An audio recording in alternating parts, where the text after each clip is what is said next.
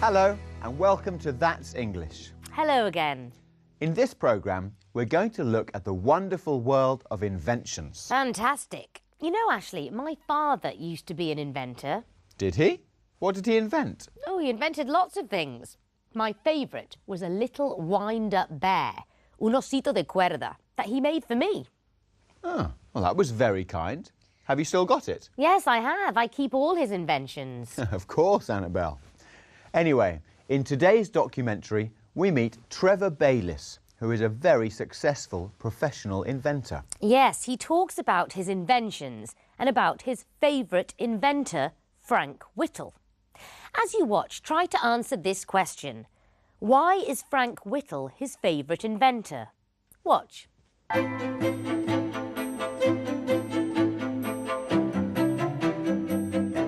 The amazing thing about human beings is their ability to invent new things, from the steam engine to the electronic tablet. How we lived 100 years ago is very different from today. 100 years ago, we travelled by horse and carriage. Now we have the motor car. In 1903, the first aeroplane was flown. 66 years later, the first man walked on the moon. Take the world's first telephone. It was developed in 1875. Today, we have smartphones. Inventors like Albert Einstein have changed the way we live. Another was Josephine Cochrane, who invented the first working dishwasher in 1886. Inventors don't usually invent just one thing. A good example is the famous Trevor Bayliss, who lives in London.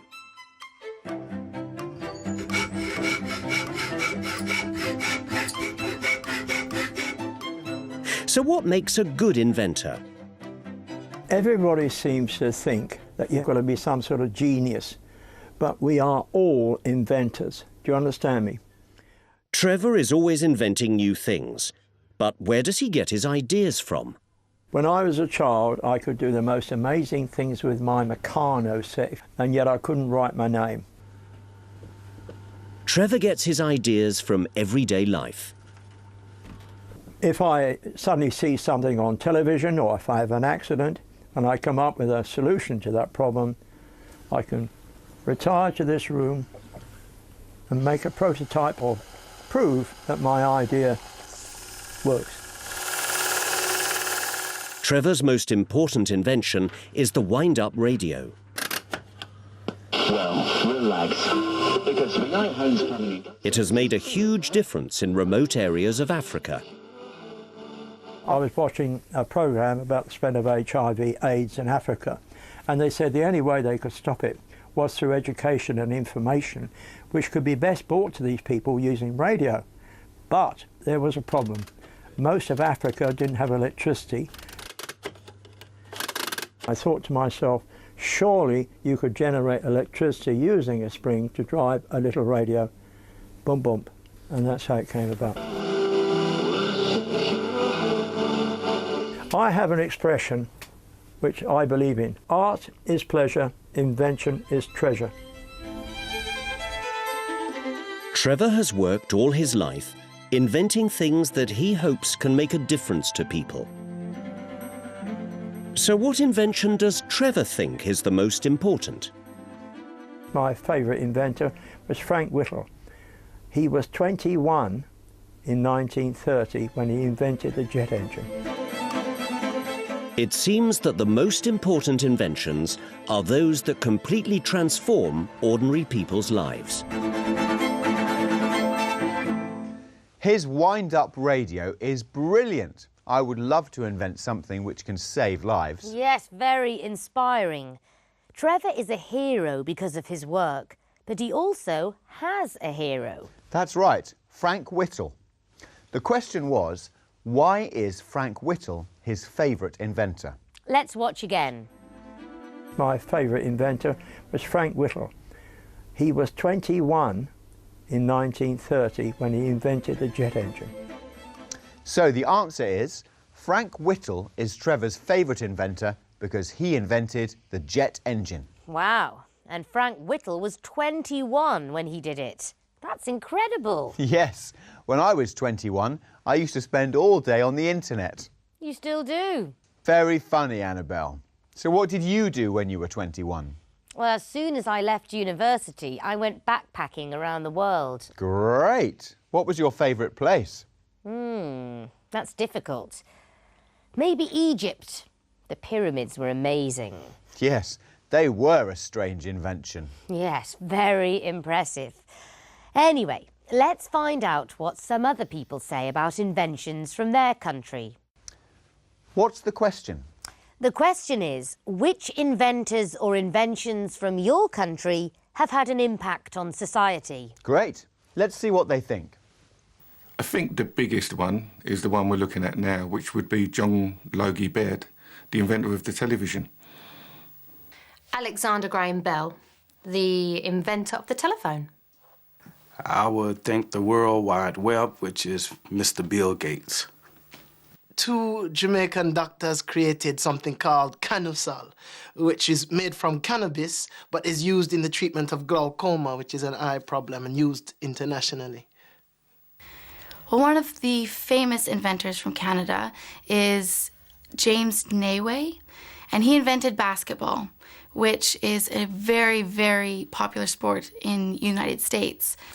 The invention of digit 0 is attributable to India, and 0 forms 50% of the binary language, a language which is understood by machines. Over in South Africa, I'd probably say that the biggest one, and this is going way back now, is a bicycle.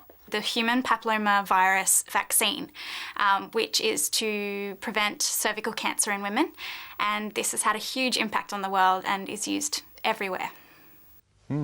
That was interesting. But it was Tim Berners-Lee who invented the World Wide Web, not Bill Gates. That's right. Of course, Bill Gates has been very influential as well. Yes, he has. I knew that Baird invented the television and that Bell invented the telephone. Well, actually, the Italians say that it was a man from Florence, Antonio Meucci, not Alexander Graham Bell, who invented the telephone. Really? Yes, they say that Bell stole Meucci's work. That's terrible if it's true. Indeed. In our next road trip, Katie and Sam discover an invention that's 100 years older than the telephone.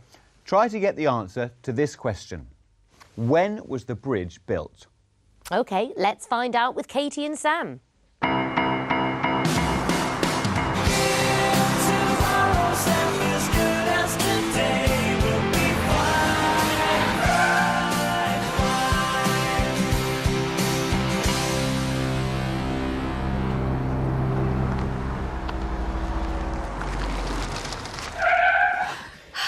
Just 43 minutes from Birmingham to Ironbridge. Congratulations, Katie.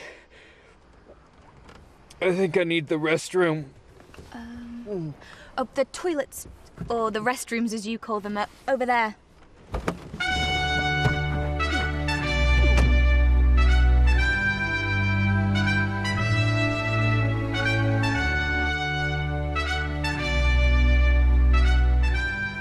Well, we are now looking at one of the greatest inventions of all, right here in Ironbridge. And what's that? The first bridge in the world built of iron. Wow! When was the bridge built? In 1779. Awesome! And why is the bridge so important? It was a huge innovation in bridge design and in using iron for building. It had a big impact on local society and the economy, and was so important that the whole area took its name from it. But it's not just the bridge that is important, is it? That's right. The area had the most famous ironworks in the world. They developed revolutionary techniques here. Steam engines, for instance. There are a few in the museum. These helped to make iron the essential material for the Industrial Revolution.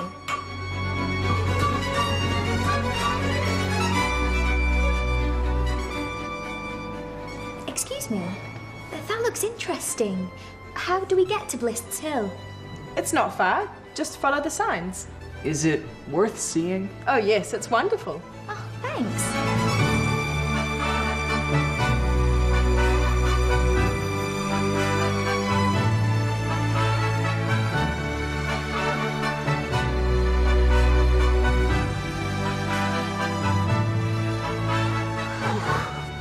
Wow. It was so great to see a recreation of how they used to live here during the Industrial Revolution. You can really see the effects of their new prosperity. Yes, and interesting to see the workshops of people like locksmiths and blacksmiths who made things out of iron. And to see lots of other shops, like the chemists and the sweet shop. So, anyway, is Iron Bridge recognized internationally? Yes, in 1986, the whole Iron Bridge area was declared a World Heritage Site by UNESCO. Well deserved. So, where to now? There's a place in Wales called the Centre for Alternative Technology. I've always wanted to go there. Wales? Great. But I haven't got my passport. Very funny, Sam.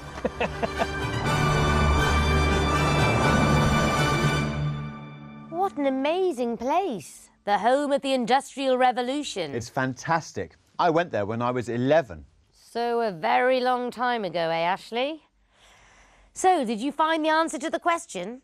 Let's watch again. When was the bridge built? In 1779. Awesome. So the answer is, the bridge was built in 1779. You know, I loved the old shops at Blist's Hill. Yes, and I can guess which one you liked best. Oh, yes? Yeah, the sweet shop, of course. Well, yes. But are you telling me you don't like sweets? Well, they're okay. Oh, so you don't want any of my chocolate? Ah, well, if you insist. I'll give you a piece later. Thanks. So, in today's programme, we travelled back in time. But in the next one, we're going to look into the future.